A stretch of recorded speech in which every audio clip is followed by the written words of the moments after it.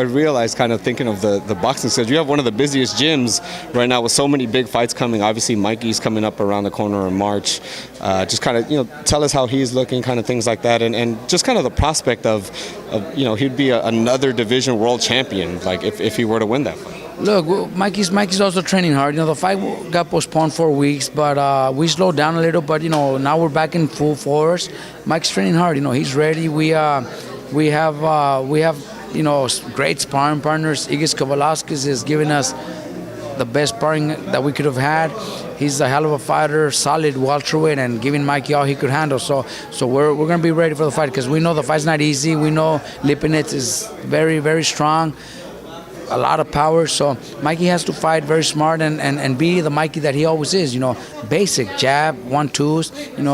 And if he does that and fights smart, we should be able to capture the 4th world title, and that's going to be huge. Especially when we learned that the only 2 that have done that is Marcus and Pacquiao, if I'm not mistaken. From featherweight to So that's going to be huge, a great accomplishment, and that'll only be one of Mikey's accomplishments because Mikey wants to do a lot more in boxing. No, it's great. It's great to see that kind of attitude from him too. Just kind of speaking of Mikey, obviously, just reminded me. What were your thoughts on Linares' performance and kind of all this talk now of maybe Lomachenko moving up to fight Linares?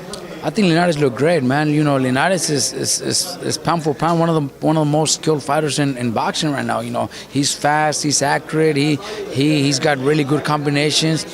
Hell of a fighter, And we're hoping that after Mikey's fight, if everything goes well, we could maybe negotiate the fight against Linares because that's our plan. That's what we want for the fight. Here in LA in the summer, but he's also there's also talk about him maybe fighting Lomachenko, but it's also a great fight, so I don't blame him either.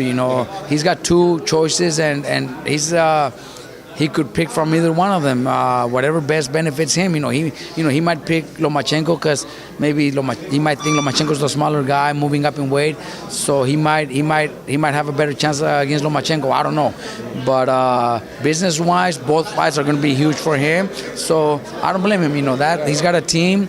He's got a management team, a promoter, so they're gonna make that decision that best benefit him.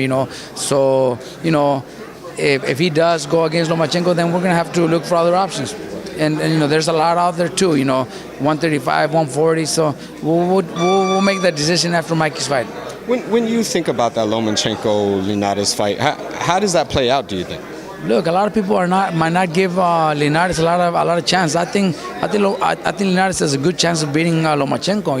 Lomachenko's hell of a fighter, very skillful, but what he's been doing against smaller guys, against less caliber guys than Linares is one thing, but to have a big 135-pounder in front of you, it's not going to be easy. I think Linares gives Lomachenko all he could handle. I'm not saying he beats Lomachenko.